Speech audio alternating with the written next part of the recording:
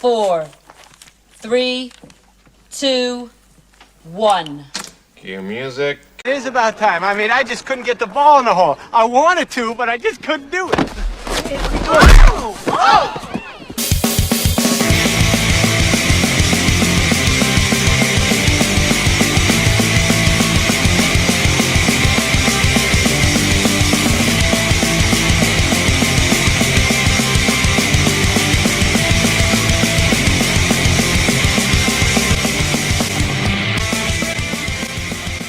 Welcome to Be Kind, Let's Rewind, the nostalgia podcast no one asked for, with your hosts, Chris, Leaf, and Shadwick. What's up, everybody? Welcome back to Be Kind, Let's Rewind, the nostalgia podcast that nobody asked for. Today we're covering Happy Gilmore, one of our favorite comedies of all time. Hey, Happy Gilmore. Come on down. Mr. Adam Sandler.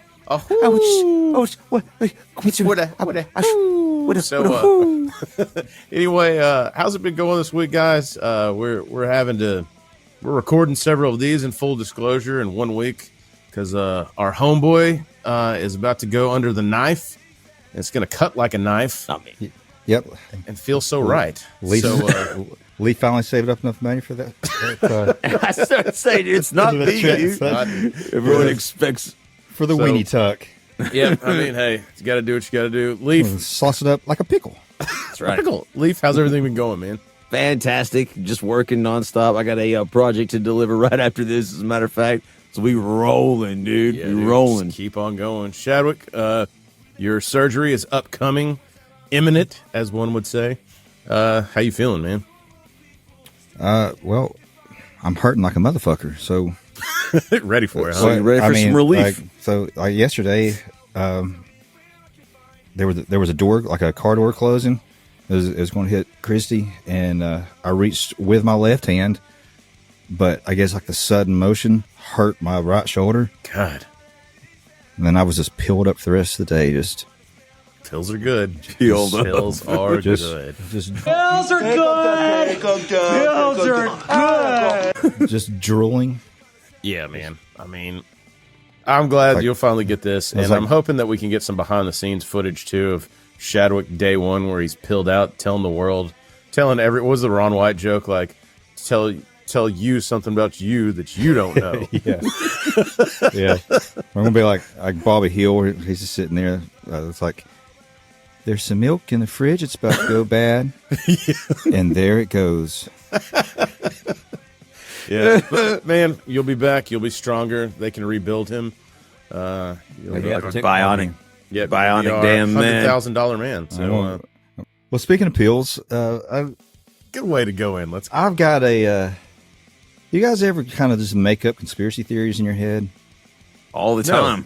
No. I know Leaf does. Chris you're a little too logical for it, but so a week or so back, I was having a lunch with a bunch of guys, and this one guy was being way too revealing about his life, but he was talking about he'd gone to the doctor, and the nurse asked for like an update of his prescriptions, so he just opens up his CVS app on his phone and hands her the phone, and she's going through, and he's like, I just realized that I had recently started taking boner pills, and about that time, I look back at her and she goes, well, we just won't mention this one. And damn. So I was like, when he said that, I was like, dude, you're not that much older than me. Mm-hmm. And he goes, well, I think it's due to like some other medications, like cholesterol, blood pressure, and I've been taking some like anxiety medicine. And I was like, are you sure you got those in order? Because I think I would have to go on anxiety medicine if my dick didn't work. Yeah, that would be first. Yes. So my conspiracy theory is maybe Viagra got with like all these other medicines, and they're like, hey, if you just throw this little ingredient into your medicines that causes limp dickus. Yeah. Awesome 90s band. Limpus discus. Like, we'll throw you a little gash off of our profits. Little kickback? Yeah. I would say allegedly that's 100% true. and allegedly Chadwick just dropped a bomb on We Big just Pharma. blew it wide open. So wide we don't open have any here more on- episodes because we're dead. You guys know why. I also have a conspiracy theory that I'm actually in a coma, and you guys are just like nurses and shit that come in and out, and this whole thing is just in my head. But then I really think like, I hate to tell you what we're coming in and out of. and then I really started thinking like, how fucking sad am I? Like I'm in here like in a coma, dreaming up a life, and this is all I can do. Right. Jesus Christ. So It's all anyway, a let's go. simulation, anyways. It's fine. Let's just take it over, man. Oh, it's so good. It's a brunch episode. So today I'm rolling with the Zing Zang pre-made Bloody Marys, which are amazing. Good call. Except for that pesky little 9% alcohol. So I apologize in advance for 2 or 3 of these later. Adios, ladies and Yeah. gentlemen. I'll be told like Adam Sandler. Ooh, yeah, woohoo. The excited So, Southerner. yeah, so if you can see here also, I've got my Happy Gilmore official jersey on for this episode. So Nice. rocking and rolling. Leaf, what do you got, man? I'm going a little bit of. We got Happy Gilmore. Like I'm going to end on. I'm going with a little sweet side here. The Angry Orchard. Yeah, man. Yeah, man. A little crisp apple this morning, man. Instead of apple juice, a little hard cider this morning. 10, I keep forgetting it's 10 a.m. It's 10 a.m.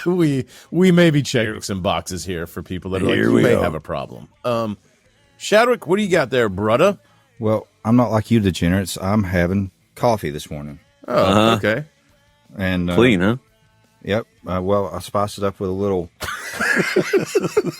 a little creamer there? 45% alcohol, 90%. How's that synergizing with the coffee? The maple. It's actually fucking fire, dude. Seriously. So that's this got to is- be this like is, a new uh, staple. Yeah, this is how they. I watch Justified a lot. I love it. I love that show. And they were always putting bourbon in their coffee. I'm like, I'm going to try it. Now, I feel like I could outdraw someone. There you go. You know what Like they a say, Blazing man? Saddles. They say monkey see, monkey do.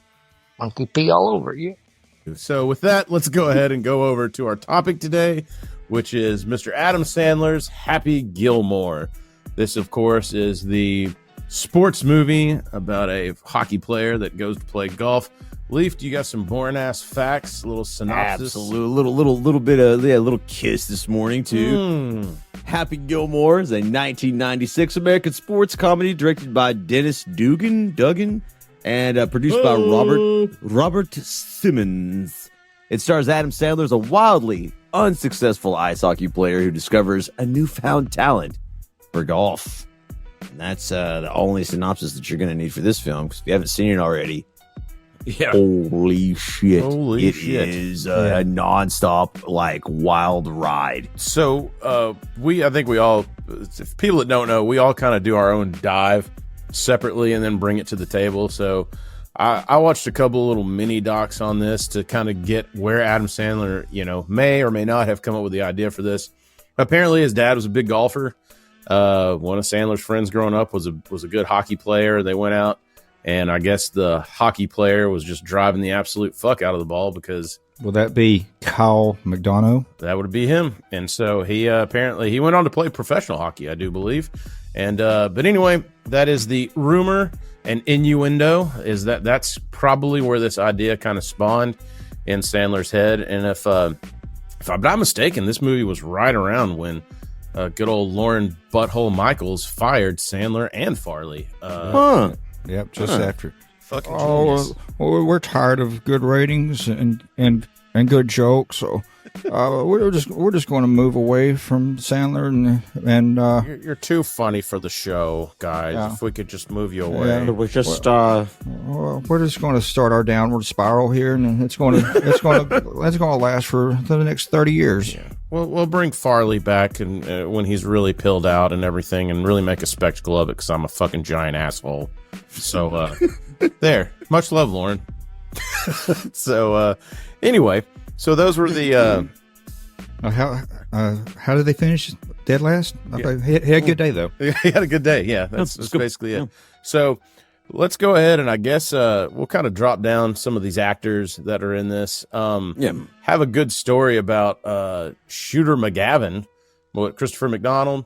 Played by Christopher McDonald. So he didn't want to do it, which is crazy. Right. Like going like in hindsight, when you go back and like watch these, he didn't want to do it. And what he said, like in an interview, what got him to do this movie is he went and played some golf with somebody, like in some tournament or something, and they won. And he called his agent back, and he was like, "Is that golf movie still on the table?" And they were like, "Yeah." And then that's kind of what got him to do it. Like, I can't imagine this without him. No, I was just about to say that. I cannot imagine this movie without him. He is the funniest antagonist I've possibly ever. He's just the quintessential perfect rich asshole, like good at what he does, but just arrogant and no redeeming qualities, like none. He is just an absolute dickhead from the first scene to the last time you see him. Yep. Well, apparently, when he turned down at first, Kevin Costner was approached, but he turned it down because he was also doing a golf movie called Tin Cup. No. I remember that. And I'm not sure why this didn't happen, but Bruce Campbell, Bruce Campbell from he lobbied hard for the position or the role and didn't get it. Really? So actually, I found out that Carl Weathers wasn't the first choice for Chubbs Peterson. They actually tried to get John Amos from Good Times, I believe, also from Coming to America. Coming to America that we just covered. And he turned it down. He didn't want to do it. And I think they asked him in the past, they said, "Did you go back and watch it?" And he said if he turned a role down or got turned down for a role in a movie, he wouldn't go watch it because he didn't want to like have any regrets on it, which I thought was a pretty good practice. Pretty smart, for somebody in there. But like, again, I'm sure he would have done a great job, but like Carl Weathers in that role was like, dude, perfect. Another crossover from previous episodes. What was his name? John Amos? John Amos. Yeah. He was, he also had a guest starring role in Sock, just like Carl Weathers did. Oh, wow. Yeah. Dude, full circle on everything, man. Yep. So just roll him in there. The one casting on this thing that fucked me up really bad going back and watching it is Julie Bowen being Virginia Vinet. I had no fucking idea that she was the mom from Modern Family. Oh, really? Yeah. Well, it's because she got Hollywood skinny. Well, she got hotter. And I was just, I mean, did you know that she dated David Spade for a long time? Well, I'm sure. Fucking prick. He dated everyone. Jesus. He did, man. Dude, he was at like every premiere. He was a premiere whore. His coverage, man. Like that dude just.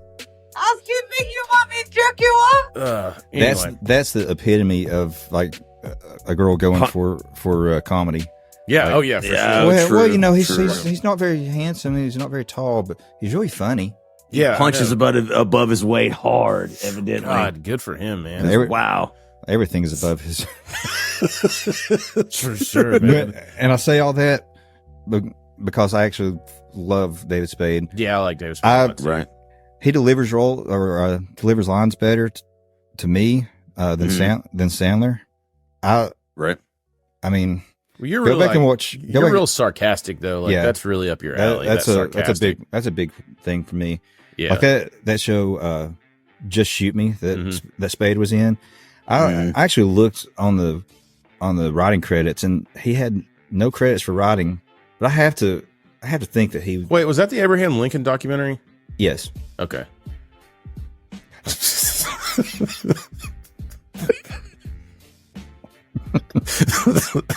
Sometimes you got to tell jokes just for yourself. I will say, listen to the woman, John. Calm down, just calm down. There was another casting, the infamous Bob Barker casting. They originally wanted fucking Ed McMahon. And he was like, McMahon. "You are incorrect, sir." That's because Ed McMahon is much more punchable than for Bob sure. Barker. Yeah. Oh man, way more punchable. But again, I can't imagine anybody else in that fucking role like that. It would have ruined the joke because Bob Barker was a staple, and he's been like no scandals, just like from the beginning to the end of his life, just a just a wonderful, like, you know, kind old man, like in his age. So it made it funny when he started like whooping ass. Well, they said he perfect. trained like to kind of throw some punches and shit. He looked clean, dude. Yeah, who won that fight, by the way? So let's just start kind of walking through this movie, man. You know, it has the, as I said in previous episodes, I used to go to sleep watching this movie every freaking night when I had my first apartment.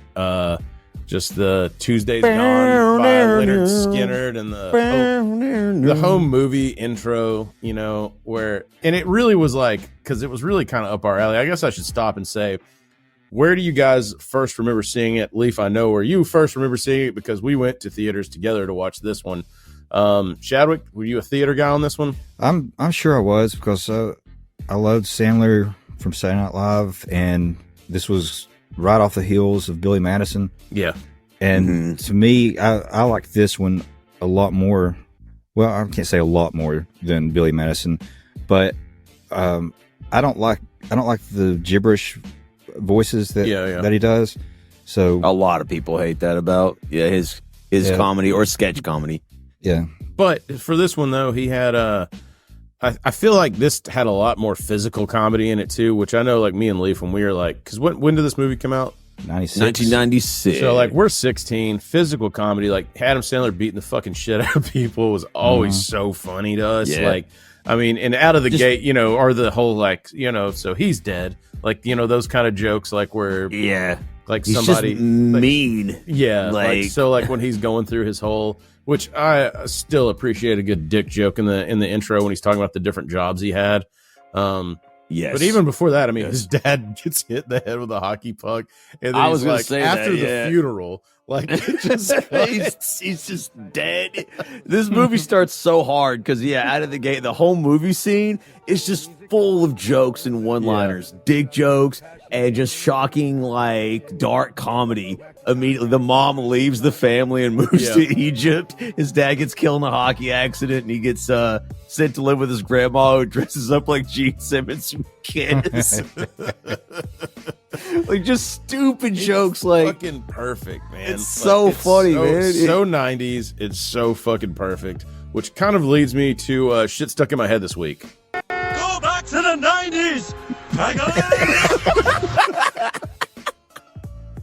Oh, trust me, I wish I could. I wish I could. Coming out hard, baby, on a Sunday. Let's fucking coming go. in real high. Yeah. So, There is a genius though to the home movie scene. There is a genius there, because watching it again for me recently, I realized something. It does such a good job setting up the movie, and not just like setting up what you're about to see. As a character, it tells you everything you need to know about Happy as a character and like his background. Quick, concise method as well. It's fast and it's funny, quick. But by the end of it, you realize like he's got a temper. He grew up like in a hockey home, obsessed with hockey. His dad was obsessed with hockey. Yeah, sent to live with his grandma after his mom moved to Egypt and his dad passed away. But he also was like quick to like do the right thing inevitably. Right. So he's like hot headed and he snaps. And that character, as funny as it is, like is consistent the entire movie. Yep. Like that is who he is the entire time. Yeah, that's one of my favorite scenes too. Like, or little bits, I guess, where he's arguing with Shooter in the bar, and Yes. and he says something like kicking his ass, and he goes, "I'd like to see you try." And then, Let's do it.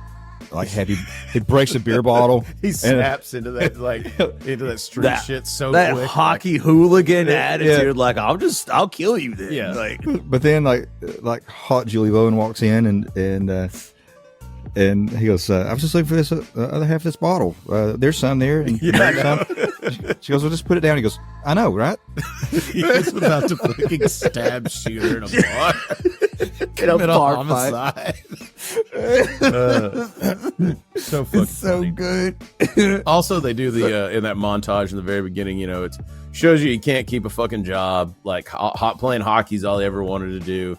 And they have He's just obsessed. What's his name from the James Bond movies that plays Mr. Larson?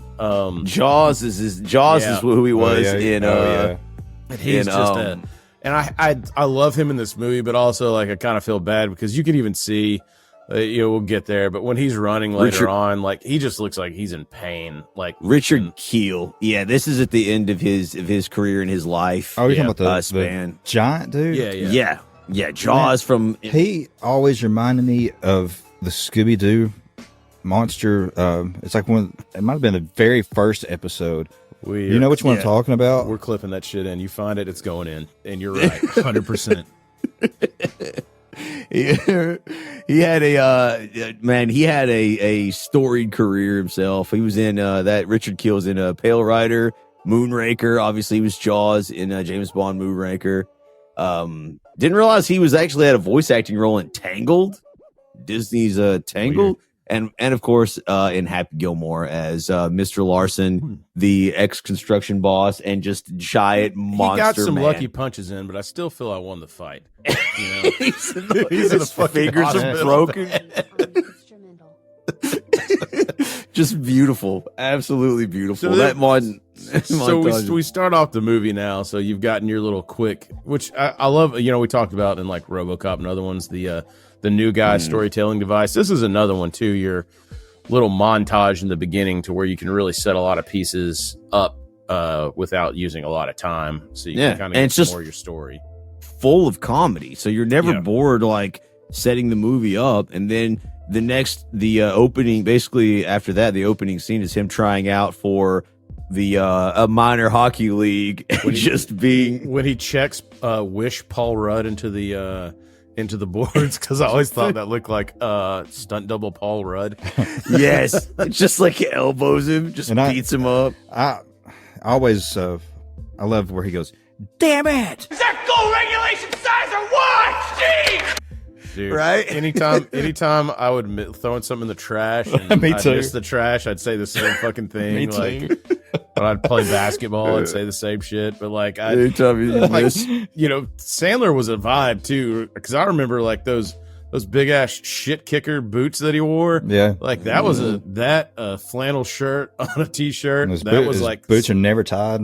Yep, that was a fucking staple, man. Like that was a '90s staple. I remember your brother fucking rocked that shit, Leaf. So, he still a Nike whore, but man, he absolutely did, man. And so you know he gets cut from the team. He doesn't make it. We do. You guys didn't wear McGregor tennis shoes at Velcroed? Well, yeah. When I was like fucking 6. I had Reeboks. Yeah. We found out though, like, so he sucks at hockey. He can't skate. He can't really do much of anything except when we found out he has a power shot. A little sort of foreshadowing to the future. He has an insanely powerful slap shot. But other than that, he sucks. So Chris is right. He gets cut from the team, doesn't make it. And of course, he attacks the coach who cuts him and he's beating him. One of my favorite parts is like, that's what kicking the whole fucking team's ass. Like anytime somebody's in it, I would scream that like constantly. You think you're better than me? People were fighting or anything. This shit's so funny. It's so funny. Like in the next scene, this is one of the scenes that actually makes me mad in this movie. Is his fucking girlfriend? Relationship trauma. Oh god, Chris. He got extra fucking. He got double meat or whatever, or extra meatballs or whatever the fuck. And then yes, this is expensive. She wasn't happy about it, and she was like, "Bye." Ugh. And then she's like outside, and she's like, "There's just a problem. You're not any good." Like the way she says that.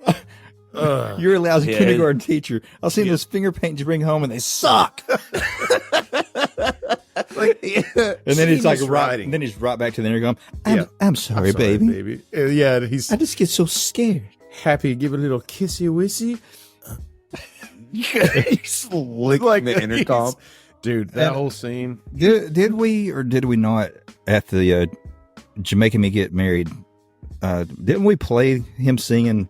I want to kiss you all over. Yes, we did at your was it the reception thing or something, or was it at the karaoke place? I don't remember. No, it was part of the wedding. I can't remember. Yeah. I know, like as soon as they announced this man and wife, we played "You Can Call Me Al." Yeah, That was just a shout out to Gibbs, I assumed. And Gibbs only. Shout out Gibbs. Favorite song. You can see him in the RoboCop episode. Absolutely, man. So his life has gone upside down. It's bad. He got rejected, kicked out of the hockey league. He's not any good at it. His girlfriend, good. Despite her being a gigantic fucking bitch, she's right. He isn't any good. She bounces. And she leaves him. I mean, that's it. That scene is the only scene you get with her. She is out. So his girlfriend leaves him, and he does get a rebound quickly after that. Terry, there's a... To the night closes. Hey, you know our breakfast? We're not even going to ruin it. If you haven't seen it, for God's sakes, just go watch it. For that scene alone, you're going to be instantly hooked. The best part of, other than the want breakfast, is she's in one of his fucking hockey jerseys. Yeah, she's wearing one of his clothes. It's so nasty, but I love it. And we've not said what it is. It's just like an old Asian woman. Yeah. That like heard him singing through the intercom, trying to get his wife back or his girlfriend back. Ridiculous, absolutely ridiculous. But I mean, it was there. You're not going to turn it down. I mean, you just got dumped. What's going to piss your ex off more? I mean, old or not, her hands are probably small. Can you imagine how big it looks in those little Asian hands? So things go from bad to worse.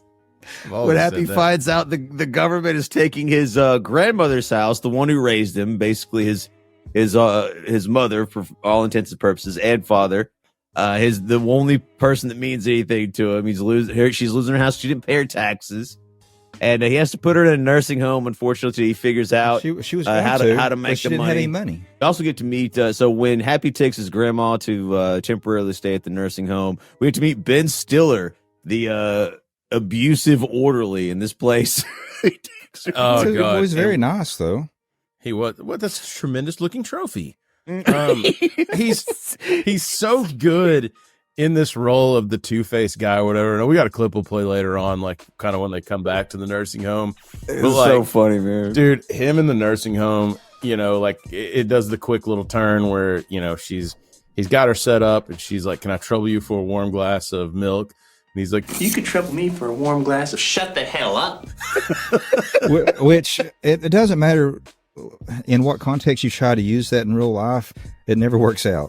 No, it always comes off very mean. Yeah. People just don't get that one. No, I've said it a few times before. People are like, what? I'm like, you know what? I stand. Yeah, seriously. Anyway, so he's got grandma. I apologize to absolutely nobody. Don't forget, we also get introduced to the Mista lady. Get me out of here! Who Adam Sandler proceeds to try to forcibly feed his fast food over the windshield to get her to leave. So it worked. When I kept looking off screen a while ago, that's what I was doing. I was trying to find out who that person was because some old broad. Dude. Yeah, but it almost looks like someone in drag. Like it kind of looks like a man that they had like made up to look like an old woman. Mista. I was surprised to find out it wasn't one of his friends that they had. Yeah, that would make sense. But I mean, a lot of that shit's uncredited too, so you don't know. Maybe we can do a deep dive and put one of our early episodes, which probably no one watched. We did a little. We threw her in for a shock scare. Yeah, that was fun. I forgot about that. Yeah, it was a good Get me out of here! That should have been all the foreshadowing we needed about that place because she's trying to escape. It's just she dove onto his fucking windshield and he tried to get out fries and burgers. Yeah, throw fries at her. So he has to stash his grandma into this terrible nursing home for the temporarily. He figures out how to make some money because as we established. He is a loser with no prospects currently, obsessed with hockey. Yeah. But there is a slight change in the breeze of fortune for him when he is interacting with two of the moving guys. Later on, Will Sasso being one of them, one of Chris's favorites. They challenge him to a bet to see how far he could drive a golf ball with a set of old golf clubs they found. I suppose Look how he's holding it. Yeah, you like that? It also leads me to one of the lines that I still use to this day in tons of context and out of context is, He shouldn't have been standing there. I should have been standing there when he hits. He hits somebody standing in the yard in their own there's yard. A home like 400 yards away. He fucking drives, breaks the window the first time. The guy comes outside. He gets hit in the head, and then the third time on like double or nothing or triple or nothing, he hits somebody on the top who, God bless that stuntman, does a roll and falls off the second story. Unbelievable. Lovely. Like it is a wonderful scene. So we find out that Happy's slap shot driving skills translate over to golf, and he gets an idea. He decides he can go to the golf range, the driving range, and hustle people out of money with his skills. You know what? I was really hoping that I was going to see that the Adams family stole that hitting the neighbor with the golf ball bit, but it actually came out 3 years earlier than Happy Gilmore. Side note, when I was actually playing golf when I was younger, there's a course over here that there's a bunch of houses, and I used to always hit the houses. Not on purpose. I'm just awful at golf. But it was like bonus. I was like, sweet, at least I hit their house. Never broke a window, though, I think. That was a driving range or a golf course? Golf course, Concord. The one that's off of East Brainerd. Anyway. So there was a small one down in Tunnel Hill. I don't think it was just called like the par 3 golf course, but the par 3. Yeah, it was it's the only place I've ever actually played golf. Really? I couldn't give a shit about it. Yeah, same here. But it was like the fairway, you had to actually like try to not hit houses. And there was a lot of people. So that's a par 3. Yeah, there's a lot of people that didn't. Nice. Damn. Fuck him. So we get here at the so he goes to the driving range to hustle some money out of people because he's still trying to make money to save his grandmother's house, obviously. And we meet the illustrious Chubbs Peterson, one-handed ex-golf pro, played by Carl Weathers, of course. Sees Happy's driving abilities and immediately realizes this man could go pro. Do you give that shit up? Do you have concentrate on golf? Do you have that video of him giving lessons to the lady? And those knees, remember now, it's all in the hips. You're doing great. I saw it shadowing now. Like it's all right. All in the hip. All in the hip. So somebody had a little. I don't buy it, but it was kind of funny that somebody put a conspiracy theory out there that this was a nod to Predator because it was the same arm that he lost in Predator or whatever. Oh shit! It is. I didn't realize that. I no. I don't think so, but I mean, whatever. Not to mention, He lost Carl his soul. Weathers. Like, they definitely like pudged him up in his outfits and stuff because I mean, this is still pretty like fit Carl Weathers, you know. Yeah. But speaking of the driving range, it's funny if you go to driving ranges now or even Top Golf, they have signs that says no Happy Gilmore swings. Yeah, but it's iconic, man. Like I mean, this movie came out in 96. Like we're approaching like 30 years and people are still doing it. Yeah. I dare say if there is a fan of this movie who hasn't tried it, I'm calling you a liar. Yeah. Oh yeah. Right now. I'll tell you why they tell you not to do it. Me and Lee's brother, we were out shortly after. Here's the story of why. And so I tried it. I could never really hit it, or his brother got to where he could do it. And this one time he goes up and he makes solid contact. We're like, damn. And I'm like, where'd the ball go? And like, we're looking. And the ball almost hits us in the fucking head. It went straight up and came back. Shot straight up. I thought it was going to be a story about slicing it over to like other people. No, I mean I almost was the guy that should have been standing there. Yeah, I had a friend in high school. He was a baseball player. He was a pitcher. He was like 6'3", 6'4", like super skinny, lanky guy, you know. Mm-hmm. And he could do it. Like, yeah, there's just some people that could do it. Some people can, yeah. And if you get a hold of it the right way, it will fucking go. Oh, it'll fly, man. This is where too, like Chubbs really puts the press on him, right? Like, and then you kind of find out his background of Hell no. Damn alligator bit my hand. Oh my God! Turn him down in Florida. I hooked my ball in the rough down by the lake. Damned alligator just popped up. Cut me down in my Cut him down prime. in his prime. He got me. I tore one of that bastard's eyes out. So he keeps it on it. You're pretty sick, Chubbs. I tore one of that bastard's eyes out. That bastard's eyes out. And then he holds up. He goes, check that out. Yeah, I know. He keeps it on him. Like he's got the fucking alligator's eye on him at all fucking times. Like, which is like, I mean, because Happy Gilmore, like before this, Happy Gilmore says no. He goes to the batting cage and just getting fucking shellacked by balls. And then Chubbs, Oh, God, that hurt a little, but I'm okay. For God's sake, you're making me sick. And then like pulls the fucking plug on it. Like so many quotable lines from him, like Carl Weathers in this, man. God damn, rest in peace. Rest in peace, Carl. Sorry Weathers, about that dude. Norm clip at the end of your tribute. We apologize for nothing. Laughed. Break out the red panties. So yeah, like he basically tries to convince Happy to join the golf, which Happy has at his heart still lies with hockey. He has no interest in golf and basically rejects him. He's driving off, but Chubbs mentions, I mean, you can make a lot of money, and that gets him because he still needs money. Scene, this guy's little grandma, like in his rearview mirror, hanging down, and that's where the big bucks roll in. He realizes he can make some money. Yep. So we cut to he convinces him. We cut to the Happy enters an exhibition match, of course. And for the plot to take place, the winner is going to be invited to the Pro Tour. I will say, like, I'd like to stop right here because I want to know, because it's an amateur tour, so if you win it, then you're on the Pro Tour, right? Yeah. I want to see the 30 for 30 on Daniel Lafferty. Like, what could have been? Daniel. Yeah, well, his name's Daniel Lafferty. They say Lafferty Daniel. Mm-hmm. So I was like, what happened to Daniel Lafferty? This was his shot. This dude's been playing golf his whole life. He gets paired with this guy with a monster drive. And then next thing you know, he didn't make the cut. He's not on the Pro Tour. I assume that Lafferty Daniel went into a deep depression, probably did some drugs. I don't know, was probably sucking dick for drugs later on in life, sold his clubs, was living on the street. I know for a fact that he was sucking dick. I used to suck dick for coke. But I seen him. But after all of this, all because Happy Gilmore decided to show up that day. Yeah.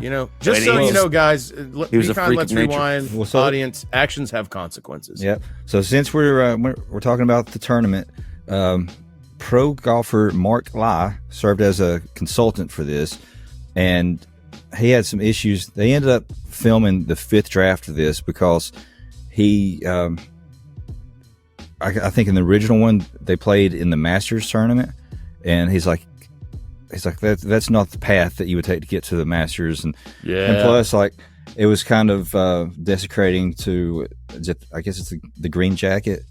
Yeah. So they changed. So they changed this one to gold, but he makes that joke like green jacket, gold jacket. Who gives a shit? Yeah, I feel like that one had a little bit of purpose behind it. Yeah. All right, Leaf, go ahead. So he's teeing off with Mr. Daniel Lafferty. Yeah, we do. Yeah, we get to see. Yeah, so of course hilarity ensues. That's another one. One of my favorite things when he misses the ball and he goes, "Damn it!" Yeah, you instantly see like his attitude comes out like instantaneously. Like he's still like this hockey player. Like he's mad, he's angry, has no patience for the game of golf. Like zero, right? And doesn't really even know the rules. He's standing in front of our what could have been Daniel Lafferty. So it could have been. He can't even tee off. Where were you down on that one, dipshit? Yeah, he's harassing his caddy. He's just you tell he's a fish out of water here. He's just doing no good. And to make matters worse, of course, at the beginning we meet looking on this match, and what Happy's doing is the antagonist, your favorite and mine, Shooter McGavin. It was sort of the celebrity host for this event, I guess you'd say. Yeah. So and what do you guys remember him from first? Like, was this like your introduction to him, or to Christopher McDonald? Yeah, or that's his name, right? Yeah. Christopher McDonald. This is what I remember him from. So, so this is what I remember him from the most. But he was in Grease 2. Jesus. Which Grease 2. They made a second one of those? Well, oh my God. I only know that because, but yeah, Travolta wasn't in it. Yeah. My God. No. But you know who was? Michelle Pfeiffer. Oh. Young Michelle Pfeiffer. I bet that tastes good. All right. Damn.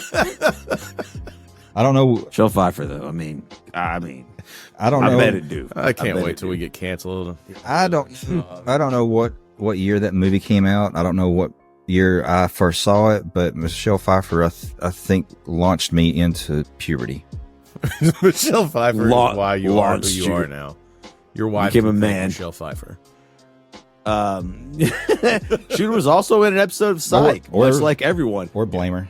Yeah. I also later on. So I mean, I think if we look heavy enough, I think we were probably in an episode of Psych because everyone has been in there. But I don't. We're in a simulation. We're just waiting for our turn to be on Psych. Yeah. Yeah. I'm gonna be awesome. I don't remember what else Christopher McDonald had been in before that I had ever seen. I only remember him from this pretty much. Anytime I saw him in anything else, I was like, it's Shooter McGavin. Like his IMDb is like disgusting. He was on Sock. Yeah, he was on. Yeah. He evidently was in a movie called Chattanooga Choo Choo, 1984. Interesting. Pardon me, boys. Is that the Chattanooga Choo Choo? He was in episodes of Twilight Zone. Charleston Bloody Mary. He was in Star Trek The Next Generation episode. Don't mind her. She's just a woman. Yeah. His IMDb is like far too long to go into. He's been in so many. We get introduced to good old Shooter McGavin here. So now you're but he's really putting it on thick. He really is. I bet most people that see him don't know his real name. He's referred to as Shooter. Yep. As Shooter. Just like Carl Weathers is Apollo Creed. Yep, 100%. In fact, when God rest his soul, he died a couple weeks, 2-3 weeks ago. I told a couple people, man, Carl Weathers died, and they were like, dude, same I'm like, thing. Apollo Creed, like, oh, that sucks. Yeah, and then there was like some younger people at work, and they're like, oh, that guy was in The Mandalorian. I'm like, fucking hate your generation. Yeah. Right. You guys are terrible. Fucking young whippersnappers. Let me get you a Charleston Bloody Mary. All those people that only recognize Carl Weathers from The Mandalorian are going to be Ben Stiller's character in this, taking care of us in nursing homes. Now you will go to sleep, or I will put you to sleep. Yeah, no, it's oh shit. Not if I take care of myself first. It's like So we see Happy get a hole in one on during this game. Why do they not sell rope at the rickety store?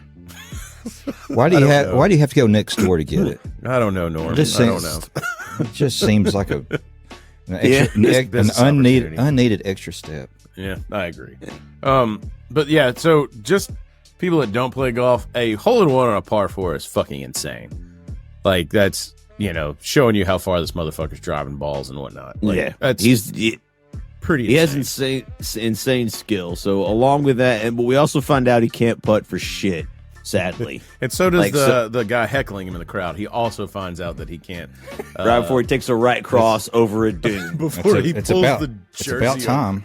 Yeah, it is about time. He pulls his jersey down. I tried to hit the ball, but I couldn't get it in. I wanted to. And he pulls the old hockey move where you pull the jersey over there, and just, of course, his shirt immediately comes off because he's wearing a literal golf shirt. He just knocks the guy out down the hill and just walks off. Like, there's no follow up to it. Like, and people in the tournament are just like, okay. Nobody does anything. Yeah. That's what I mean, though. This physical comedy was so fucking funny, man. Like, it was hilarious. It was right up our alley. Mm-hmm. And you identify with Happy too, because the people he beats up are just fucking assholes anyways. Like nobody felt sorry for that guy. Well, they don't want him in their world, Nah. Yeah, he is an absolute outsider, which plays heavily into the movie as we go forward. It's fucking golf. Dude, is there any other scenes in here before we move on that were hilarious? I'm trying to think. Like, he beats that one dude up. He gets the hole in one. Well, you get we get the tap it in line from Chubs. All you got to do is just tap it in. Just tap it in now. Like, you know, he's right. to win the tournament. He's just got to. It's all in the hips. Yeah, it's all in the hips. It's all in the hips. Get off me! Just easing the tension, baby. But dude, that was a genuine. You could tell that both actors were laughing really hard at that. Yeah, it comes off so genuine. Kevin Nealon is it's later on, right? Yeah, yes, when he's on the Pro Tour. So he does, you know, Chubbs. The last really memorable line in this is when he's got like, I think he's got to sink it in 3 to win the tournament. And he's just like, just tap it in. Just tap it in. And Happy's fucking, give it a tap. Give it a tap-a-roo. Like, he's so fucking mad. Like, he finally gets it in. So he wins the tournament. He wins. So he's going to be on the Pro Tour with... Shooter's already fucking mad. Yeah, so Shooter's already mad because Virginia's like, oh, wow, he got a hole-in-one on a par 4. He's, you know, early on, she's like, I hope he wins. You know, can you imagine, like, the press he'll draw or whatever? And he's like, you know what else will draw? A golfer with an arm growing out of his ass.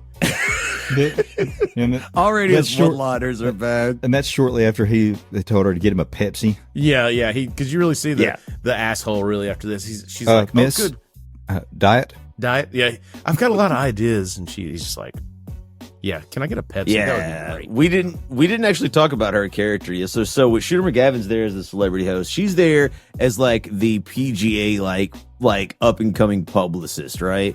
Like, she's the one there that's like, and she sees Happy and realizes that, you know, golf has gotten stale, and she's trying to make a name for herself by kind of spicing it up. She has a lot of ideas of how to make golf more interesting, more marketable to the general public. And because it's golf, like Chris said, it's the golfing world, and if you're not part of it, you're not invited. Yeah, she gave me a lot of ideas too. All right, I bet that tastes good. Despite the fact that she's really hot, I felt we owed it to her character to tell who she is. So she's excited that Happy wins. Like, Shooter McGavin hates it. She's excited because she's like, man, this is gonna be great because this guy is off the rails. Yeah. So cut to I guess the golf committee or whatever. It's like watching video of Happy, and Shooter's wanting him like kicked off the tour. And, well, that's after he like does the first Pro Tour. Oh, is it? Yeah, it's not. He starts to his first. It's close. Yeah, his first Pro Tour is like when it's televised, and that's when he's like. Oh, okay. So at the end of this scene, it's important to mention Chubbs is like, listen, man, let's postpone your Pro Tour entering. We need to train. Like we a need to mentor, work on man. fundamentals. Like a mentor. Like, he immediately is like, listen, you got lucky today. If he's just like, I wouldn't call it luck. I'd call it, well, luck, I guess. So what? And like, he's like, dude, you're gonna need more than that to win the Pro Tour to do well. And Happy doesn't care. Happy doesn't give a shit. He just needs money to save his grandma's house because he's not going to be a golfer. He's going to be a hocky pro. Right. This is just a means to an end for him. This is a means to an end. Yeah, he doesn't care about. He hates golf. In fact, like, he hates the people, the way they dress. He hates the rules. He hates everything about it. Like, he likes the rough and tumble world of the hockey world. Kick his own ass if he showed up in clothes like that. So yeah, exactly. And so Chubbs offers to train him, and he basically flat out rejects him. He's like, "Nah, Chubbs. Well, golf does require ugly pants and a fat ass." My neighbor that counts was probably a great golfer. Huge ass. And so he rejects Chubbs' generous offer to be trained by him and decides to go at it alone. She's trying to make money. He realizes he can make money probably without any help. And he joins the Pro Tour. And this is where we get it's immediate, despite his infectious energy that everybody kind of enjoys watching him. It's an absolute disaster. His hockey hooligan attitude does not cut it. Yeah. We get a huge montage of him just beating people up, cursing on camera, on camera, like in the middle, yeeting his clubs like into the river. Is this the game where he goes in after the gator? Not yet. He does dive in for one of the balls. We're getting closer. He dives in for one of the balls. Slipping in my old age. But in we do have a nice character introduction. One of our favorite actors when he first starts. So you get your pro card. Now you can go participate in all these pro tours. So he's on the Pro Tour, and we meet Mr. Kevin Nealon playing his standard Zen character, which is so fucking good. He sounds a lot like a therapist. Yeah, he's like a new he's like a new he's like a new age hippie. Yeah, like he has all these weird conspiracy theories about golf and like energies. Ball, like needs to go to its home or whatever. You just got to put the ball in its home. Suck my white ass ball. It's just like a tirade. It cuts to like the camera and it's like beeping everything out because everything Kevin Nealon told him he's just fucking ignored. So shortly after this movie came out, we were still in high school. I was dating this girl, and her and her brother came over to our house. We had a pool, and we were. I think maybe it was like a 4th of July party or something, because I know some of my dad's family was there, and his brother especially is he's like an old like Southern Baptist preacher, and so like we're all out by the pool, and that girl's brother, he goes, "Suck my butt," and my dad fucking came unglued. That's a good one, dude. That's a good one, though. I respect that. Yeah, that's really good. Yeah. So also during this, like again, he is getting fans and people watching golf, but it's just more of a spectacle. But we have to remember, Shooter McGavin hates him. Like he is an insult. Because like the whole premise is like Shooter's paid his dues. Like he's finally hitting his prime. So this is the year that this is Shooter's time. Yeah, so he's going to win, like, this would be like, he's going to win the Masters, he's going to win the PGA Championship. Like, he's finally, like, favored. This is his fucking year. And Shooter's not about to let some kind of freak. Yeah. Ruin his chance at the big time and take all of his attention and glory away, because he's earned it. Like, this is it for him. And did you just call me a freak?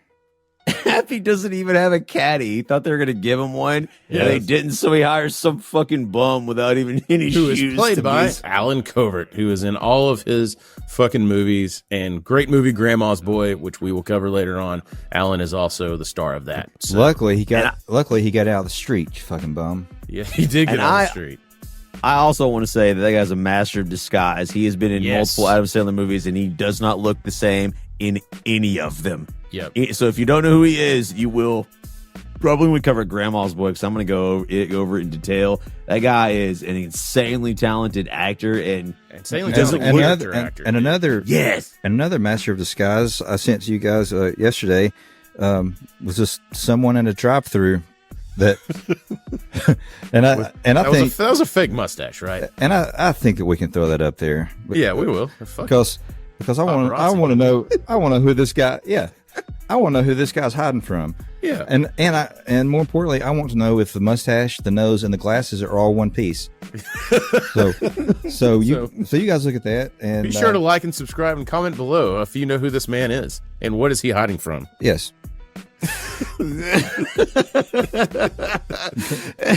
And you can contact me for a direct location. Yeah, there you go. And so Happy's immediately we find out he's not cut out for the PGA Tour in any way, shape, or form, and it's his friend here, the publicist, who believes in him, loves the attention he's bringing, tries to rein him in, and it culminates when Shooter decides to play a prank on Happy and basically gets him on the field or on the golf course, like on the green. Yeah, so like they water them every night, and so the sprinklers are set for 9:00, and so Happy's running around looking for Shooter McGavin to go beat him to death, quote unquote, beat the living shit out of him.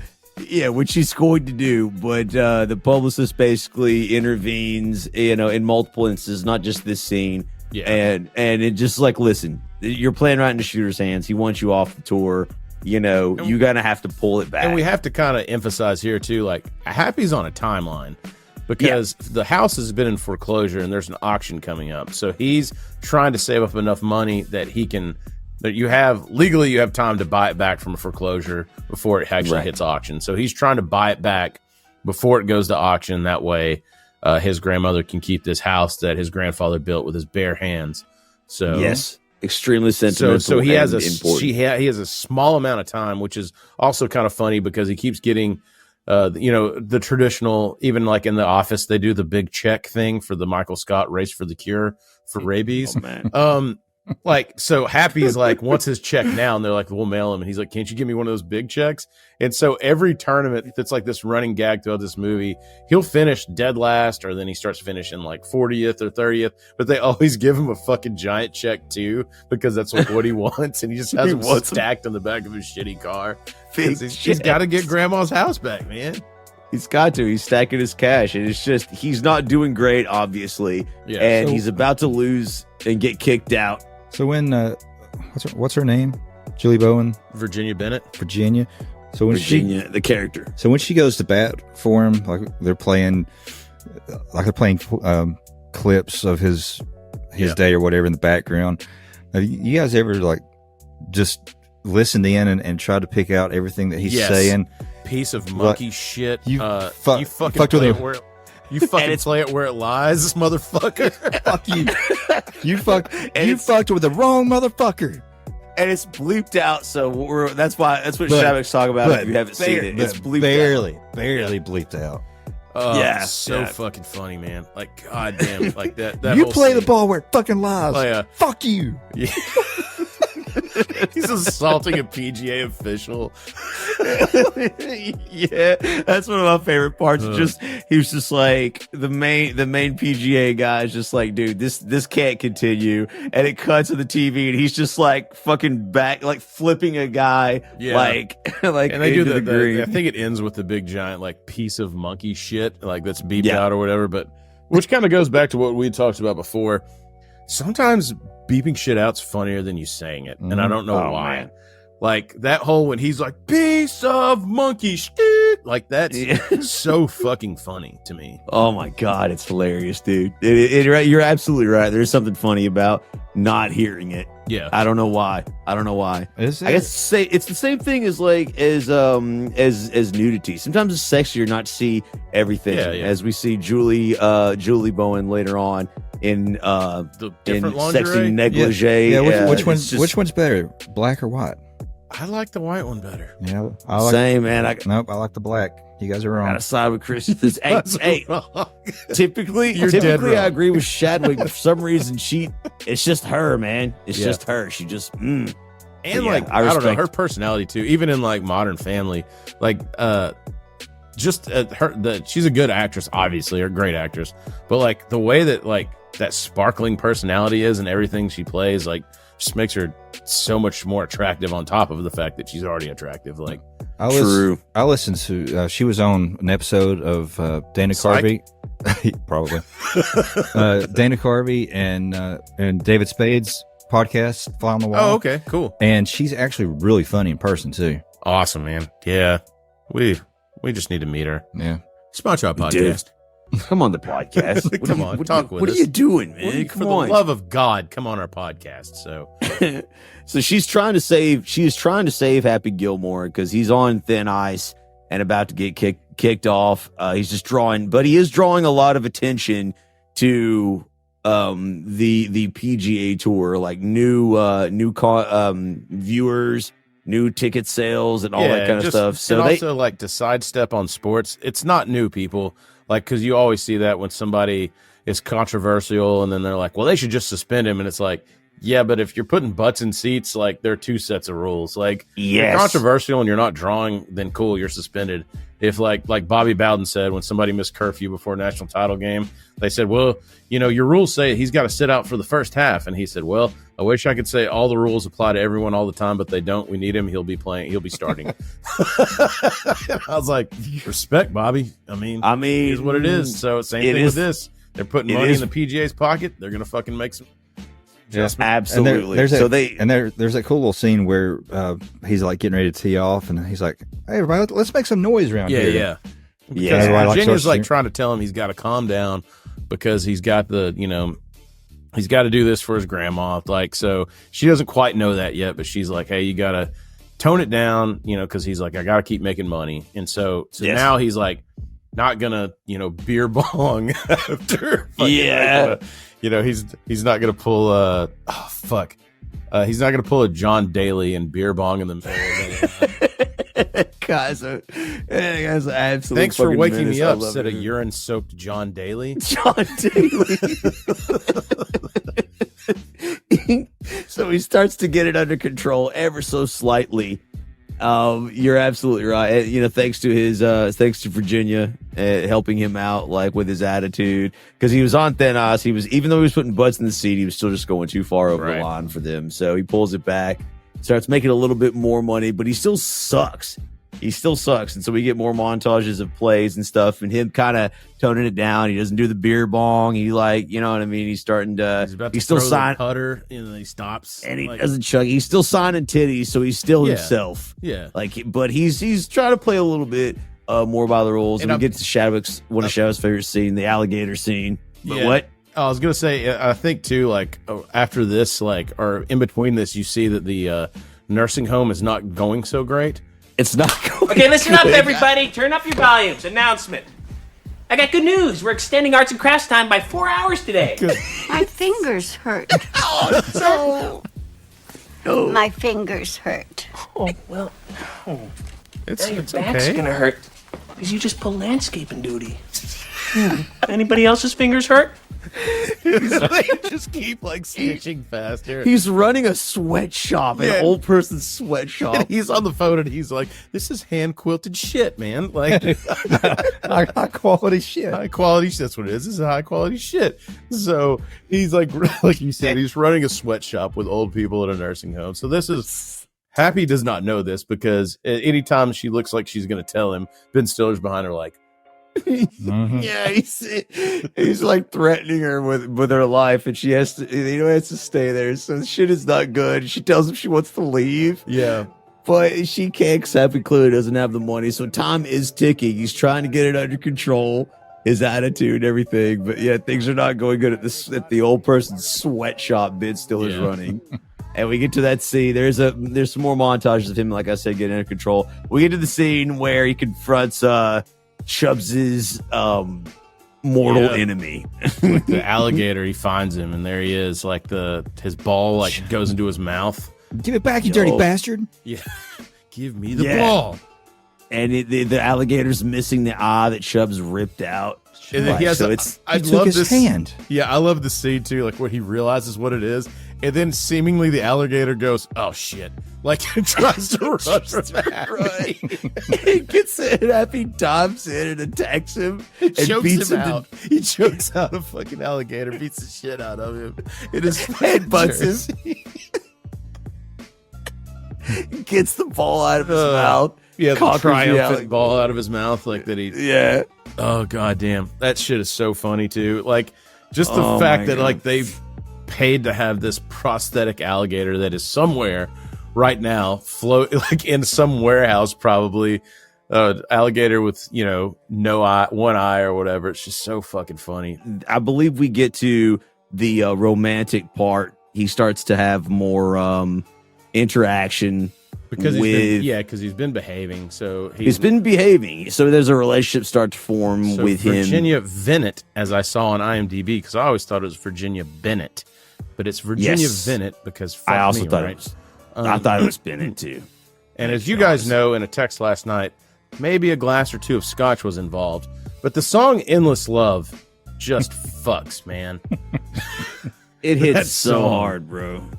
It hits. I went down a rabbit hole. The one from this one is Lionel Richie and Diana Ross. There is a Luther Vandross and Mariah Carey version they did live that's pretty outstanding. All that's on YouTube.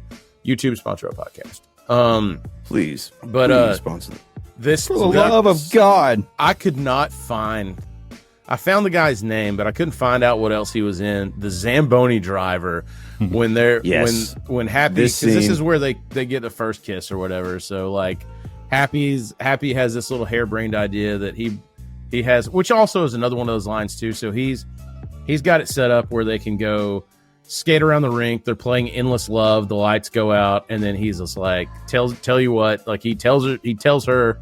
Kind of his hey, I'm doing this for my grandma. I'm embarrassed about it because I didn't have enough money. And then so anyways, he finally got this hockey puck, and he's like, if you can shoot it from center ice and make it, then I'll leave you alone. But if not, you got to give me a big old kiss, and you got to pretend to like it.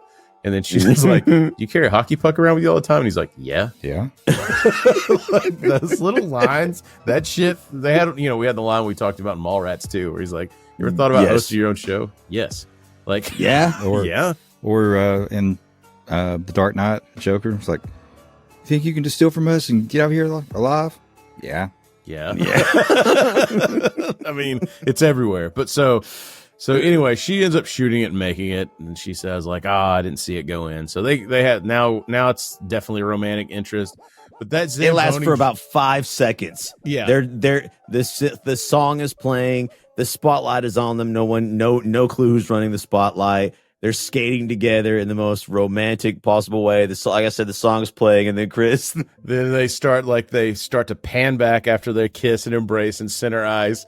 And this Zamboni is just like this profile where he's like singing the end of Endless Love. Like he's mouthing both parts of the man and the woman or whatever. And then when the end of the song comes down, like you see him go. So thoughtful. He's just so into that moment. I fucking love that scene, and I don't know why. That guy it's just so like stupid, man. But you know what it is? It snaps you out of the romantic whatever we talked about earlier. There's a joke rapid fire all the time in this shit, like constantly. You don't get a chance to rest even. Oh God! Just small, brief moments.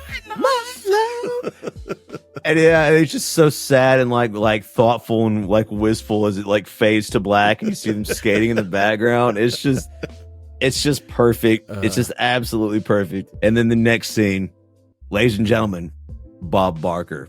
They decide to do a celebrity golf tournament, and Happy Gilmore is paired up with Bob Barker, and it is an absolute. It even starts off Rocky, where he's like, I'm sure you get a lot of that on The Price is Right, or you get a lot of that on Let's Make a Deal. And he's like, Price is Right, Happy. Oh, he's like, don't worry, it happens. And Bob Barker's so excited too. He won the tournament, the Pro-Am last year. For those that don't know, a Pro-Am is where a professional golfer will play with an amateur player. You're always a celebrity, so it's like I'm not really sure how this. I think the scoring goes kind of best shot situation, or if it's double, or if it's both scores. Either way, Bob Barker won this bitch the year before, so he's a good golfer. And then this is when then Shooter hires SCTV legend, legend Vern Lundquist. Oh, Vern Lundquist is also in this. There's a lot of Happy. Adam Sandler always got in his sports movies actual announcers and actual people from it. Dan Patrick. Yeah, and it adds a lot though. It really does. It adds some realism. So. No, you could eat that ass after I leave the room. Yes. So with him, Shooter McGavin does. You mentioned he hires SCTV alumni Joe Flaherty, and who is just a legend in comedy, man. And Shadwick, we have a little perhaps a conspiracy, perhaps not.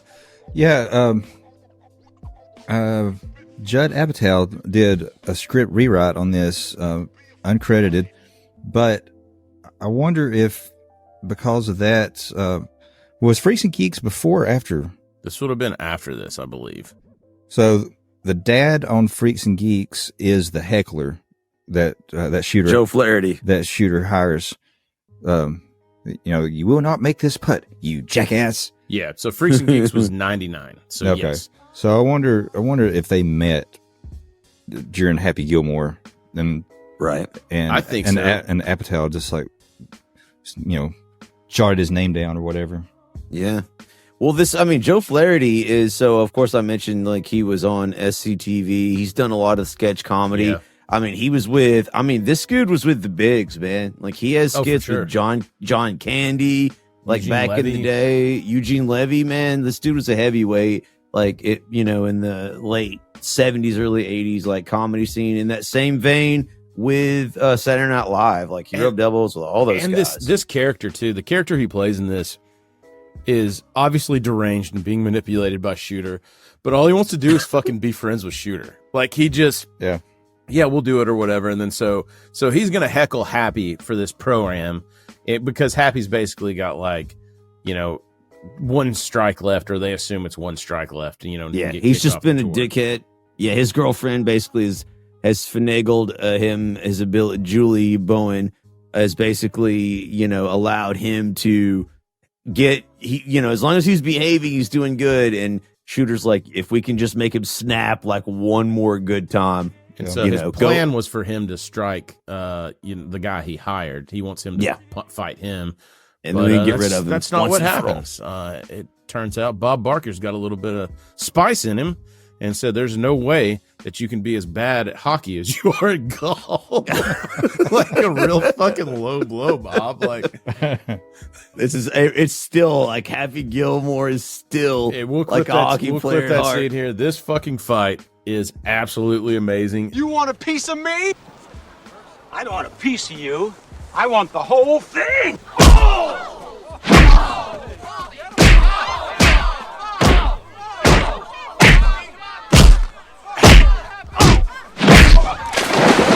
And you have to take into context, Bob Barker was a Hollywood sweetheart, like we talked about earlier in the casting of this. So, like, for Bob Barker to start fighting and beating the shit out of him was so funny. And he would just, like, calls him bitch at the end of it. Bitch. After he kicks him with his fucking golf cleats, which, by the way, ouch. Shit. So Happy loses to, like, a fucking octogenarian, I think, at the top. He's like, oh, you want a piece of me? And Bob Barker's, no, I want the whole thing. and he goes in like proper boxing stance. Yeah, and he starts throwing them jabs and shit. You're like, oh yeah, such a great beautiful fucking scene, man. Knocks him down the hill, like good shit. So that's basically like Shooter McGavin's plan works better than you could possibly imagine. Spoiler alert: he does not go to the Sizzler with Joe Flaherty. To eat or Red Lobster for that matter. My treat. he does not. He uses this guy, so his plan works out. And much unfortunately for Shooter McGavin, much to his chagrin, he doesn't get Happy Gilmore is not kicked off the tour.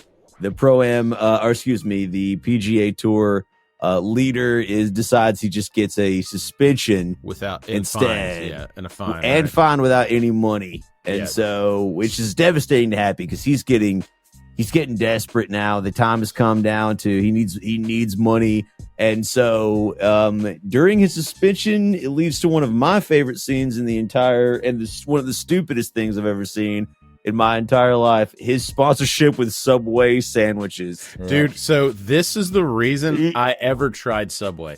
I didn't know what Subway was before. So to their credit, great job, Subway, because I never would have tried your shit if I hadn't seen it in Happy Gilmore. And it is, in fact, shit. I'll tell you this. I assume that their lettuce, if you get a salad from Subway or whatever, or get lettuce on your sandwich, their lettuce is marinated in the same thing the chicken at Buffalo Wild Wings is marinated in. Pesticides. And it comes with free diarrhea. So, and if I'm going to get diarrhea, I want it to at least taste good going down. I want to fucking earn it. You know what I'm saying? Like, I'm going to get some. Sorry. There's just like, I'm passionate about my diarrhea. your diarrhea induced. He's very passionate about it. Really cool. He's never actually been there before, but he's really very passionate. So Happy Gilmore, during his suspension, takes a sponsorship with the Subway, which leads to one of the stupidest fucking commercials I've ever seen. Him hitting the Subway sandwich off. He tees off a Subway sandwich, and it flies in a guy's mouth. And this shit is like a cold cut combo. We talked about, and Leaf, you can speak to this because you're a singer.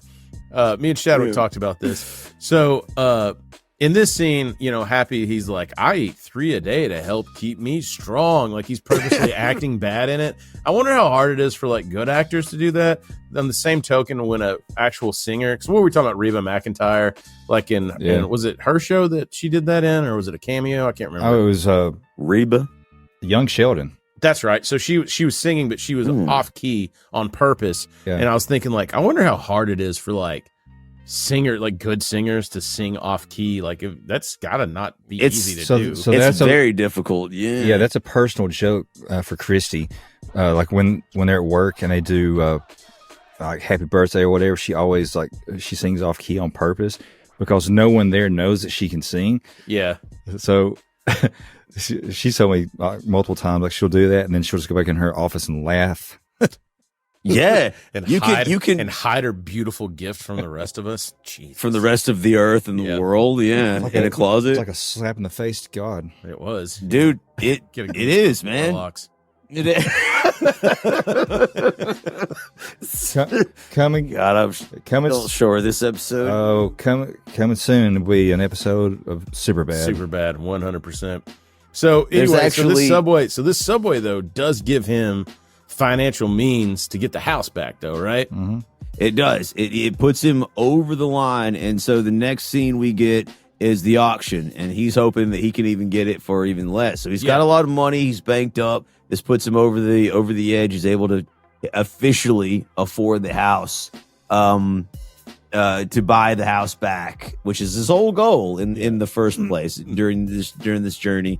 So, I mean, this technically should be like the end of the movie, right? But of course, what happens? Shooter McGavin has other plans, and he uses his incredible wealth and influence to purchase the house right from under Happy. Real estate's a hobby of his, as he says, and I believe that we have one of the great lines where Happy now has thrown the gauntlet down. He knows Shooter wants him off the fucking tour, so he challenges him that he's going to beat him on the fucking golf course.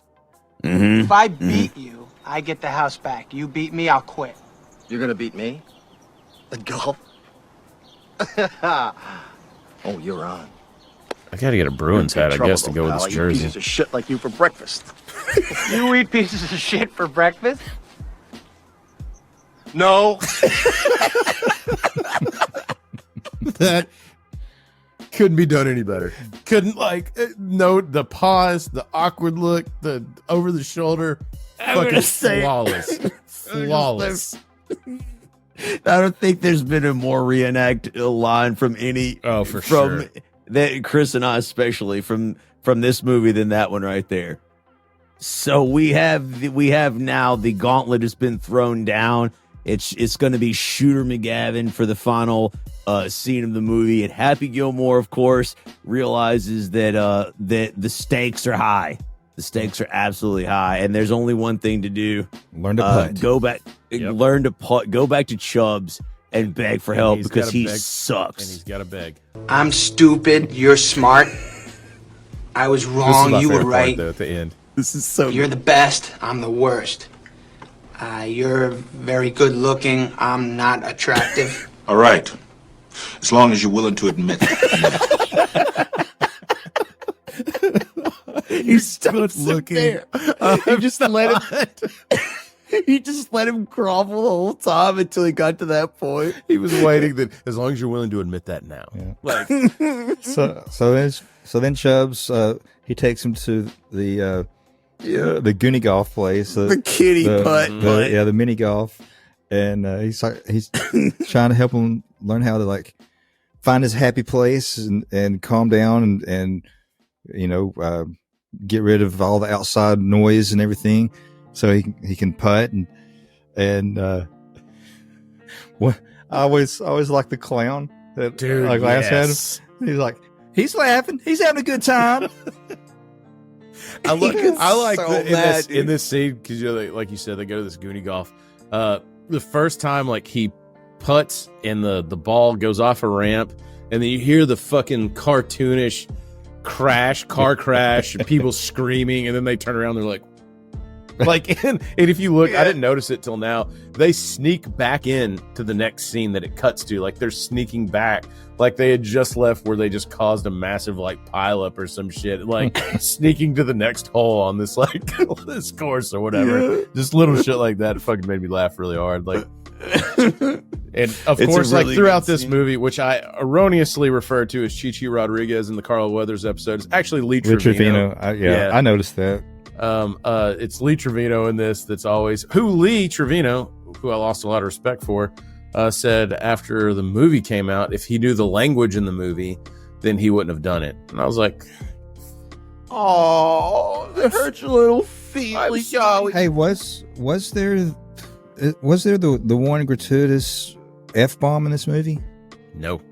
So yeah, they go to the putt. They go to the golf course, or the kiddie mini golf area, and this is where the famous scene with him and Chubbs. Happy finally learns to control his anger.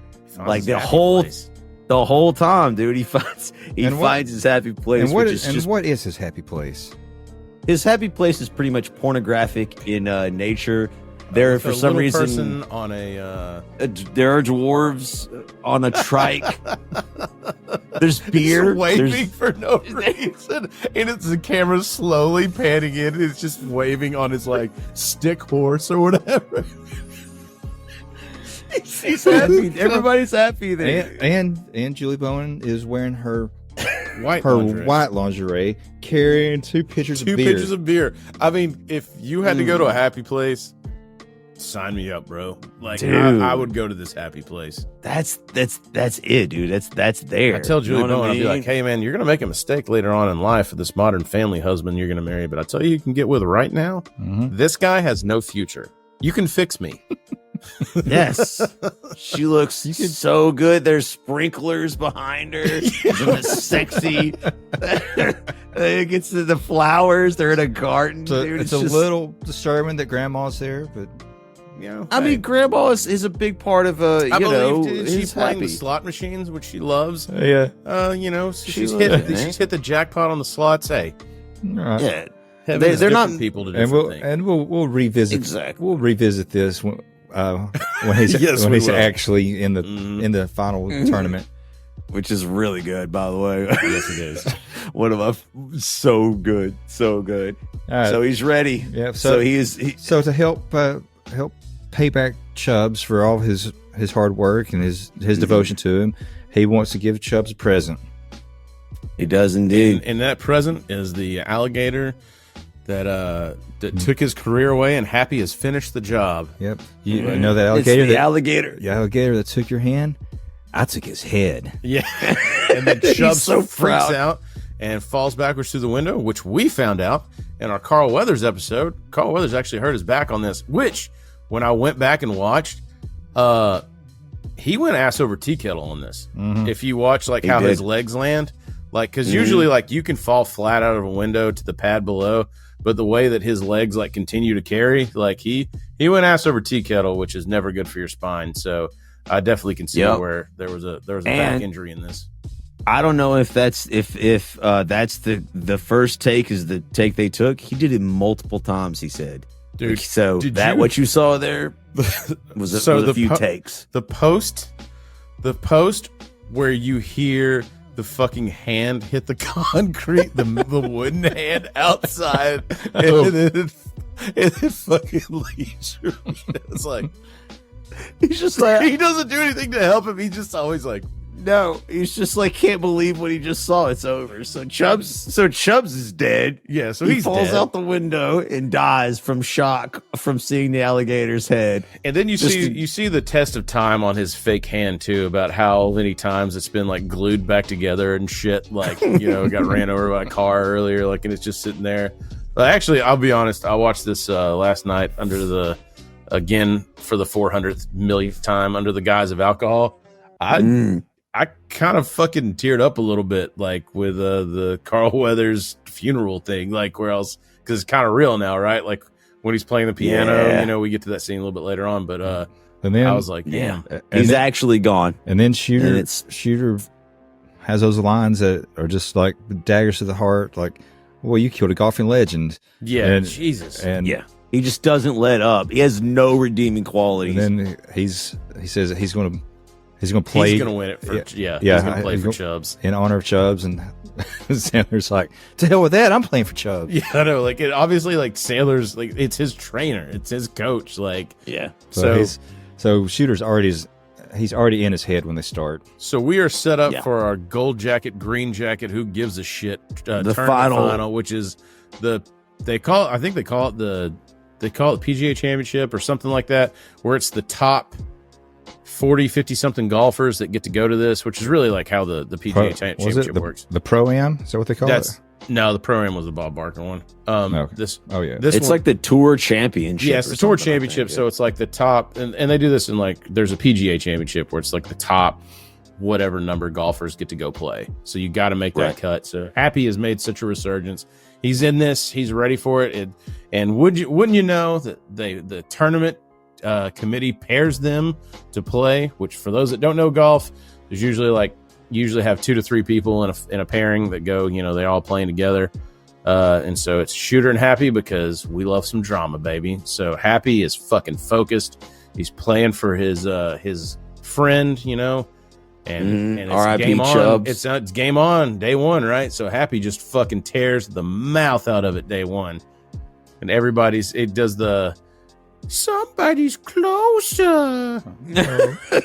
Happy to learn to putt, which is another line I use too. Like anytime like we're playing some sport and I do something to beat somebody, and I'll be like, Happy learned to putt, like just to be a dick. Just beautiful one-liners like the entire way through. Because again, in normal golf tournaments, there's like 3 to 4 days. Like you play the same course like 3 times or 4 times or whatever. So day one, they finish, and even a good old Vert Lundquist is giving you the play-by-play that Happy Gilmore, I believe, is right behind Shooter or a little bit ahead of Shooter. It's a shootout, no pun intended. They are neck and neck, and like number 1, number 2. So Shooter can't have this. This is Shooter's fucking tour. He's got to get that gold jacket, man. And got to get it. And where does he go, Leaf? Where does he go for that little extra oomph? You talking about his friend? Is that what you're talking about? Yeah, he calls his old. How about the audience is behind Shooter, and the guy's talking about landing on the green in one shot, and the guy's like, "Well, that's impossible." Yeah. And he goes, "Well, I beg to differ. Happy Gilmore achieved that just moments ago, or whatever." And the guy's like, "Well, good for Happy. Oh my God." Richard Keel. He turns around and it's the creeper from Scooby-Doo. And he just fucking bends his didn't he bend his golf club or some shit at that point, or when he takes one of his putters out and just snaps it because he's just a monster of a man. And we didn't even talk about the scene earlier where Happy sees him for the first time since the construction accident. He still has the nail sticking out of his head. He's like, hey, you can barely notice it. Yeah, it comes out next week. Well, good. You can barely notice it. So yeah, he has an interaction with Shooter McGavin, and of course one of my sister's favorite lines in the entire movie, because he recites the score to Shooter McGavin, and Shooter McGavin retorts back something to the effect of, "Oh, you can count. Good for you." And you can count on me waiting for you in the parking lot. And then to set up the final thing, the ball lands on that guy's foot. And he gets a call from the commissioner or whatever. He's like, you have to play it as it lies. Yeah. So he has to hit. He has to hit it off Frankenstein's fat foot. Joe Flaherty, yet again the jeering fan, I think he's listed as, and Shooter McGavin's lackey, just snaps and just drives the Volkswagen Beetle. He just hits him with a car. Which is another line I've used a lot. Like if I've gotten fucked up or whatever, or knocked down, I'll be like, Volkswagen. When I get up. And so Happy Gilmore is injured. And Julie Bowen has that weird scream. Happy look out! It's like that little thing at the end. It doesn't. Probably should have been edited out. He gets hit with a car, and now you can no longer do the traditional Happy Gilmore make it to the green in let's not one gloss over shot. This. He gets medical attention. The doctor is like, you just need to lay off of it, get some rest. You'll be fine after. To hell with that, I gotta play. And he's like, what do I know? I'm just a doctor. Walks off. Just an amazing one-liner. Oh, I forgot. Also, Joe Flaherty crashes the car into the stands or whatever. On the scaffolding. Because you have scaffolding. But it doesn't it's all fall lining yet. up. It's just it's still there. So here we go. So Happy, and during this, Happy's in a dark place because now he's getting outdriven by Shooter, and then it cuts to Shadwick's favorite scene where he tries to go to his happy place. but it's Julie Bowen in the black lingerie. Yeah. And Shooter comes in with like his shirt unbuttoned down his chest. Dude, just like popping the collar. Yeah. And he gives Grandma a big kiss. And then when he turns her around, she's got the Gene Simmons mask. And he's sucking on the tongue. Dude, what, aside from it being hilarious, what fucking continuity? Like, what wraparounds from the very beginning of this, and like, because he makes out with Julie Bowen for a second. I think she throws the beer. Yeah. And they make out, and then he makes out with her. He grabs his grandma. And then, like, Happy's, like, just snapping. But so then, Virginia Bennett does bring grandma in here, and that's when Happy realizes, like... But just, like, cutting out of that, it shows him, he just starts, like, striking and hacking. It's just, like, hacking in the rough. Like, putting from the rough? But so he's fucking putting mad. from the rough, and then he sees his grandma, which is so cool though. Like his grandma kind of makes him. She's like, "Why are you so upset?" And then she lets him know, "Man, it's just a house. Like it doesn't matter. We'll get you another house. Like we can get another house. It's not a big deal." And that's when this is the scene that actually choked me up. That's when he goes to his happy place and it's fucking Chubs playing piano. And I was just like, like that fucking hits hard now. And it does. And it does. Singing "We've Only Just Begun." It's a great singer, by the way, Carl Weathers. Nails this insanely song talented, sure. man. He did say in an interview that for sure shit was not him playing piano. Oh yeah. Well, you see, that's one part that made me laugh in the theater that I immediately noticed. He was like, you hear the piano playing, he's playing it, and he's like, "Look, got my hand back." He takes both hands on the keyboard. You still hear the piano playing. Yeah. Like I immediately busted out laughing at that point in time. So funny. So now Happy's back in his fucking happy place, and now we're set up for our final showdown, where the ball, as Shadwick alluded to earlier, gets on Frankenstein's fat fucking foot. Shooter's got to play it off. Shooter hits it off though. He's a champion, and then he nails it. Everybody, which happens. This scene is pretty accurate. It's obviously dramatized, but when you're at the 18th hole of a championship, people are rushing down there because they want to see the final hole, the final putt. They want to see everything. So it has all these people trying to set up as Shooter and Happy are walking up to the 18th green. And then there you go. Some crazy ass fans, which by the way, this is an insane stunt. Those dudes are up on there. I don't know what crash pads they had or what the fuck they had, but this whole thing comes falling down. This thing that, scaffolding the Volkswagen hit. Yeah. I'm coming out of the booth. Dude, it fucking comes it comes falling down, and they're now Happy because this is right after Shooter. He sinks his putt, and Happy can sink his putt in this ball game, but if he two putts, we got to go to sudden death or whatever. So these people are trying to get in position to see Happy do his putt. This thing falls down, and so now, Virginia's like, "Hey, just putt around, two putt, we'll go to sudden death." And beat him in over. Happy looks. He says, "Nah, man," because he's seen this at the mini golf thing, which I would love to see how this was filmed. The cuts are great, but the best part are the people's heads. It's like they're watching Mousetrap. Right. So all they're doing is like but they didn't play the game to set up Mousetrap. They just set up Mousetrap and then they just fucking did it because that game fucking blows ass. We just want to catch the goddamn mouse. Fucking it's true. Those stupid ass Rube Goldberg bullshit. Was there a game? Yes. But anyway, so he's set up and and he like looks up to the heavens and says, I know Chubbs is going to help me on this one. So, he sinks the putt. So now Happy Gilmore is now won his PGA championship or the Tour championship. I don't think they ever call it PGA, but he wins it, and Shooter fucking snaps because this was supposed to be his goddamn tour. He steals the gold jacket, which I love that scene where he's running away trying to put the jacket on. It's wrapping around his face because he's like trying to run so fast, and then this mass of people, and then there's this nod. There's this nod to the beating of a high school janitor sound effects that you hear off camera. The leading the charge. Those are my sideburns. Leading the charge, of course, is Richard Kiel, Mr. Larson.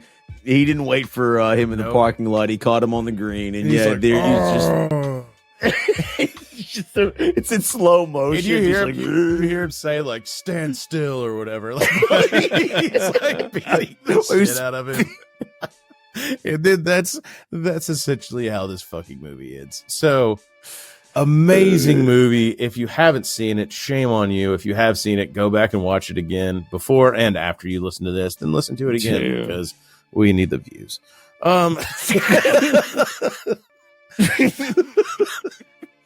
Yes, don't make me get started again. Yeah. Don't make Shadow go off on you again. Please, nobody wants that. This is such a great movie. Again, I recommend everybody go see it. Which will lead us over to this. This is going to be a tough one, guys. What is your favorite Adam Sandler movie? Oh, so it's favorite Adam Sandler movie. Like, it's real close between Happy Gilmore and That's My Boy. See, those are my two, and I'm sure that's going to shock a lot of listeners. You've got to go back and watch That's My Boy uncensored.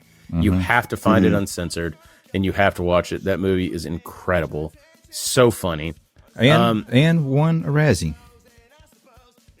Hey, that needs to be a destination trip we take. We go to the Razzies, and then Happy Gilmore pulled the shirts over their heads and beat the fuck out of them. Yep. So, true, yeah. I think I'm gonna settle on Happy Gilmore just because, like I talked about the sentimental shit earlier, where when I moved out, this is what I watched all the time when I was going to bed. It made me feel peaceful when I was sleeping. So I'm gonna have to go with that. Leaf. Man, I would say it was probably between Mr. Deeds and Happy Gilmore. I'm really a gigantic Mr. Deeds fan as well. It's a great movie.